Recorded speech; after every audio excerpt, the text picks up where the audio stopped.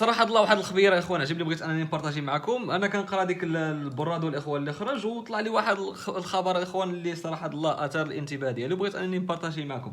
مثلا الناس كما كتشوفوا معنا، انا نخليكم هذه البارتي، يعني الناس اللي ديجا خدات الوريقات ديالها ديال عام في التسويه الاخوان، وخدامه تبارك الله على راسها، وعندها التا، ومهم فاتحه التا ومسائل ديالها كامله، وهذاك راه مزيانه ليله.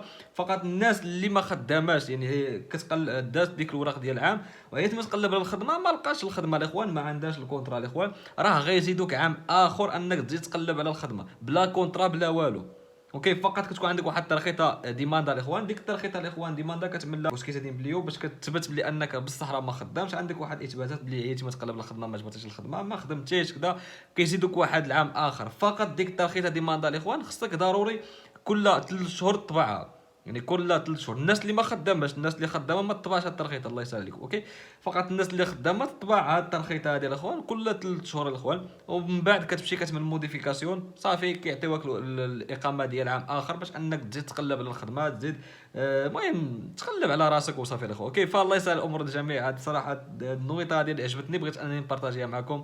والله يسهل عليكم كاملين. اللي بغى اي سؤال اي استفسار، الواتساب في الديسكريبشن، مرحبا بكم كاملين.